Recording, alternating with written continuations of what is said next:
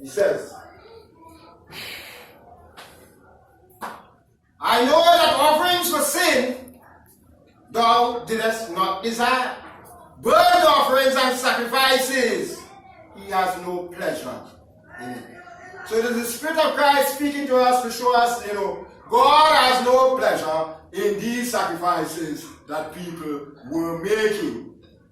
The sacrifices of God is a broken heart and a contrite spirit. The psalm says, bless the Lord, O my soul, and all that is within me. Bless his holy name. And this is what we need to understand. All that is within us need to bless the name of God. Why? Why should we bless the name of God? Because in the beginning, when God created us in his own image, after his own likeness, he crowned us with glory and honor, placed all the works of our hands of his hands under our feet.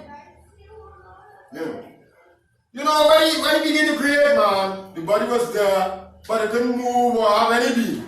And behold, God did what? Breathed the breath of life into the nostril of that man. And that man became a living soul. That very breath of life which was breathed into Adam is what you have, you and I, here today. From that time even to now. That single breath of life that God breathed into the body that was on the face of on the earth, and that body became a living soul. Through that body, progenation occurred, and we are here today, still breathing that single breath of God.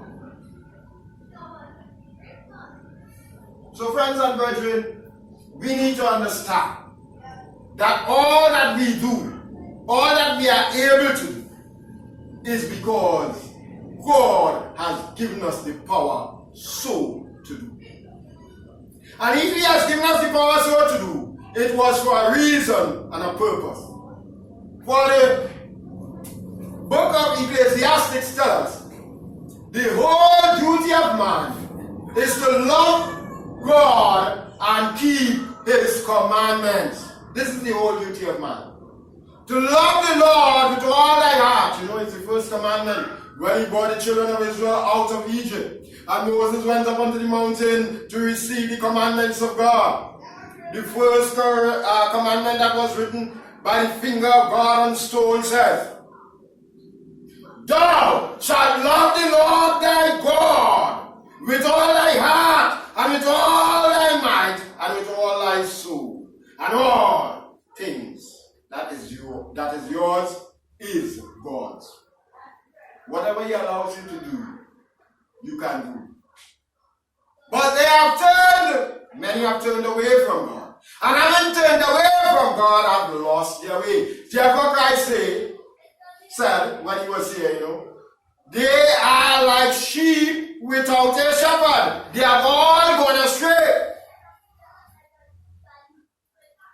From those times to now, the world has gone so far astray, it is a shame. It is a shame to see where the world has gone, where it is now. But we have an enemy.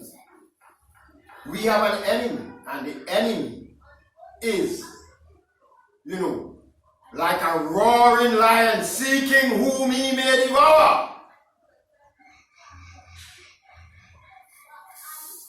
If we go through the Psalms, the 40th Psalm, and we go through the 9th Psalm, you will see the enemy acting in a manner to destroy all of mankind. But the Lord has prepared judgment for the enemy. The hour is coming, David, by the Spirit of God, foresaw the judgment that is to come. And he's saying, the Lord has prepared his judgment. The wicked is fallen into the very pit and destruction which he had hid.